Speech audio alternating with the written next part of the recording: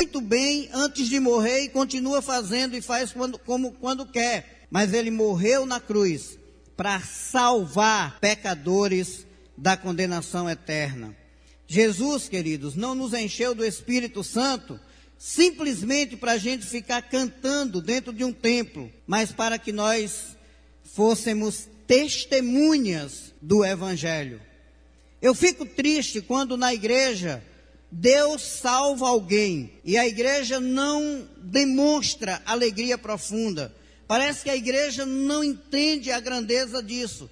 Eu não tenho nenhuma dúvida que na maioria das nossas igrejas, se um dos paralíticos que estiverem presentes se levantar durante um culto, eu não tenho qualquer dúvida de que a alegria da igreja é infinitamente maior do que se Jesus salvar um pecador naquela noite. Eu posso afirmar que não há nada que seja mais relevante para Deus do que a salvação de um pecador. Não há nada que cause mais reflexo no céu do que a salvação de uma vida. A Bíblia diz que o céu para celebrar, porque há festa no céu quando um pecador se arrepende.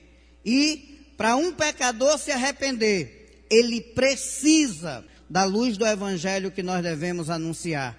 Isso porque o Evangelho anuncia o único meio de salvação, e a perdição é terrível. Tudo isso é muito óbvio, o que eu estou dizendo aqui. Todos nós sabemos disso, a maioria de nós tem feito isso até certo ponto. Quero lhe mostrar um pouco como Jesus fez muito bem isso de anunciar o Evangelho. No livro de Mateus capítulo 9, para citar um texto conhecido, a palavra de Deus diz que o Senhor Jesus ia anunciando o Evangelho do reino de Deus nas sinagogas, nas vilas, pregando o Evangelho do reino de Deus. E diz a sua palavra que ele, vendo as multidões, compadecia delas, porque elas eram como ovelhas que não tinham pastor. E aí Jesus, naquele mesmo texto, diz: a seara, na verdade, é grande, mas os trabalhadores são poucos. Rogai, pois, ao Senhor da seara, para que mande trabalhadores para a sua seara. Nós sabemos que nós precisamos ir atrás das ovelhas perdidas que precisam de Cristo. A igreja não poderá cumprir bem a sua missão se ela não estiver disposta a ir atrás dos perdidos. Nós precisamos seguir o exemplo de Cristo. Precisamos sair do comodismo, percorrer os lugares, as cidades, os povoados, as escolas, as favelas, atrás das almas que estão sem salvação. Seguir a Cristo e os apóstolos passa por essa via também de ir atrás dos perdidos. Eles foram as mais variadas pessoas, mostrando a gente como é que a gente deve fazer missões. Eles fizeram esse trabalho de ir atrás dos perdidos sem organizações maiores do que a igreja, sem grandes corporações financeiras e sem equipamento de alta tecnologia. Eles, em obediência, foram com a palavra de Deus a quem podiam e foram aonde Deus os guiou. E o Espírito Santo produziu o fruto desejado. Queridos, não precisamos de construções maiores, melhores métodos ou pessoas de grandes destaques. Antes, precisamos de cristãos consagrados que levem o Evangelho ao alcance de outras pessoas.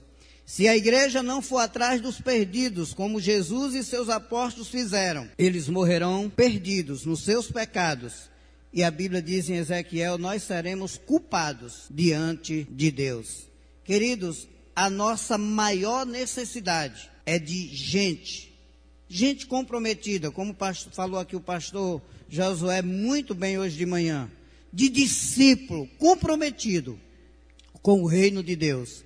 Não tem nenhum instrumento maior para a sua igreja, para a igreja que você pastoreia e que eu pastoreio, fazer missões, do que vidas consagradas ao Senhor. Claro que nós precisamos ter a visão de Cristo, precisamos olhar as ovelhas perdidas como Jesus olha, Precisamos ter compaixão das pessoas como Jesus tem compaixão das pessoas. Mas nós só vamos sentir isso se de fato nos consagrarmos mais a Deus que nos salvou e que nos deu o seu evangelho. Do contrário, nós vamos continuar criando métodos e mais métodos. E aí usamos os nossos métodos para que a gente conte vantagens daquilo que nós supostamente estamos fazendo. Esse tema, querido, é um tema muito relevante. Anunciar o evangelho de Cristo que transforma vidas. Por quê? Já falei, porque missões é o tema principal da Bíblia. Porque Deus delegou essa responsabilidade de anunciar o evangelho à sua igreja. Até aqui tudo isso é muito óbvio. Agora preste atenção numa coisa que eu quero chamar a atenção dos irmãos. Jesus disse que o evangelho não é para ser absolvido apenas intelectualmente. Ele contou, depois de pregar um belo sermão, que é o Sermão da Montanha, que é possível alguém construir uma casa sobre areia. O que não é possível é que essa casa permaneça de pé diante das tempestades da vida. É possível que você construa a sua igreja sobre areia. É possível que você vá construindo um ministério sobre areia, sobre metodologias meramente humanas e até deixando de lado o evangelho. O que não é possível é permanecer de pé diante do ministério aonde a palavra de Deus, o evangelho de Jesus, é absolvido apenas intelectualmente.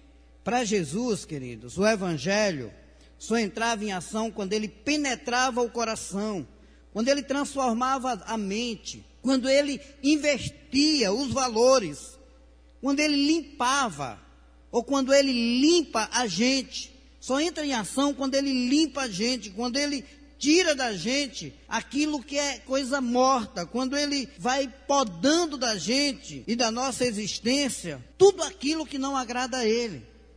Quando ele tira da gente a vontade de que a vida exterior não corresponda com a vida interior. Quando ele arranca da gente a vontade de usar máscara, de botar fachada, e nos incita cada vez mais a sermos transparentes, não nos escondendo, mas permitindo nos transformar, como diz lá em Romanos, pela renovação da vossa mente. Anunciar esse evangelho sem vivê-lo é e será sempre como comprar todo o material de primeira, conforme suas possibilidades e vaidades, e construir a casa mais linda que você puder construir. E ainda assim, por melhor que seja o material adquirido, você resolver construir sobre a areia. Querido, sem que as palavras de Jesus penetrem o coração da gente, a mente da gente, a consciência e a vida da gente, elas podem ser lidas e pregadas todos os dias e não transformarem as pessoas e não nos transformarem também com essa palavra.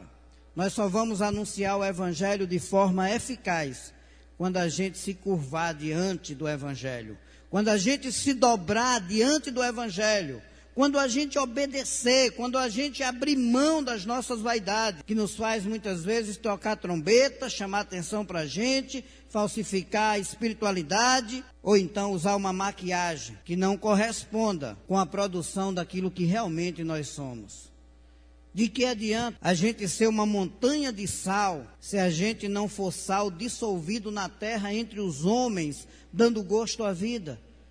De que adianta a sua igreja ser famosa, a sua igreja ser reconhecida por muitos homens e ser uma montanha de sal, se a igreja que você pastoreia não consegue sair das quatro paredes e anunciar esse evangelho de Cristo que transforma a vida? De que adianta a gente ser luz coberta, se não é luz refletida, sem medo de ser? Nós precisamos ter compromisso com o que é verdade, justiça e com o que é bom, ainda que a gente seja perseguido e maltratado por isso. É preciso que o evangelho deixe de ser apenas páginas da Bíblia e passe a ser palavra de Deus escrita em minha consciência, me chamando a razão e a lucidez todos os dias, para que esse evangelho possa transformar vidas. Quando a gente vivenciar esse evangelho, A gente não vai ter medo de fincar nossas próprias convicções de consciência em relação àquilo que não é negociável e aceitar as implicações, sejam elas quais forem. Porque o Evangelho não é performance, é palavra da vida, se embrenhando em todas as nossas dimensões, tomando conta da gente, para se transformar nesse chão sólido, no qual a gente pode erguer a vida. Mas pregar e não viver é como construir sobre areia, é fácil. Qualquer um pode fazer, não precisa nem ser crente para fazer isso. Qualquer um pode pregar e pode pregar muito bem. Basta seguir o fluxo conforme o curso deste mundo. Alguém me disse certa vez: pastor, não importa se o que eu estou falando é verdade, mas importa que o que eu estou falando está transformando aquela pessoa numa pessoa mais feliz. O que importa é o que as pessoas estão gostando. O que importa é o que as pessoas estão sentindo emocionalmente. Alguém até